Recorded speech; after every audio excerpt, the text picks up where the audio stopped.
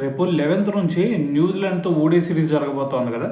మరి first OD వచ్చేసరికి 11th జరిగింది, సెకండ్ ఓడీ వచ్చేసరికి 14th, థర్డ్ ఓడీ వచ్చేసరికి 18th జరగబోతోంది. మరి ఈ ఓడీ సిరీస్లో విరాట్ కోహ్లీ ఒక రికార్డు క్రియేట్ చేయబోతూ ఉన్నాడు అనమాట. మరి ఏంది భయ్ ఆ రికార్డు అంటే, మనకి ఇప్పటి వరకు ఇండియన్ బ్యాట్స్మెన్స్లో న్యూజిలాండ్ టీం మీద అత్యధిక సెంచరీలు కొట్టినటువంటి బ్యాట్స్మెన్ ఎవరన్నా ఉన్నారంటే ఆ రికార్డు సెహ్వాగ్ పేరు మీద, అలాగే విరాట్ కోహ్లీ పేరు మీద ఉండేది.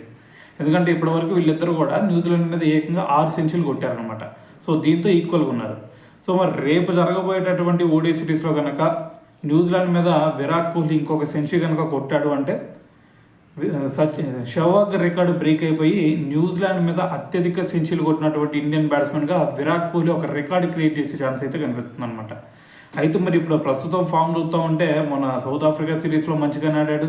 దానికంటే ముందు చూసుకుంటే ఇది ఆస్ట్రేలియా మీద కూడా లాస్ట్ మ్యాచ్లో 74 రన్స్ కొట్టాడు. సో మరి ఇప్పుడు చూస్తే విజయ్ హజారే ట్రోఫీలో కూడా ఎక్సలెంట్ ఫామ్లో ఉన్నాడు. సో మరి ఇదంతా చూస్తూ ఉంటే ఖచ్చితంగా సెహ్వాగ్ పేరు మీద ఉన్నటువంటి ఆ రికార్డు ఖచ్చితంగా బ్రేక్ అయ్యే ఛాన్సే కనిపిస్తుంది.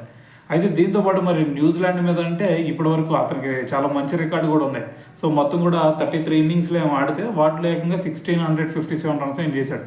సో దాని తర్వాత యావరేజ్ చూసుకున్నా సరే ఏకంగా 55 ఉంది. మరి సెంచరీలు చూస్తేనేమో 6 సెంచరీలు కొట్టాడు కాబట్టి, సో మరి న్యూజిలాండ్ మీద ఒక మంచి ట్రాక్ రికార్డు కూడా ఉంది కాబట్టి ఖచ్చితంగా సెహ్వాగ్ రికార్డు బ్రేక్ చేసి పక్కన పెడతాడనే చెప్పాలి.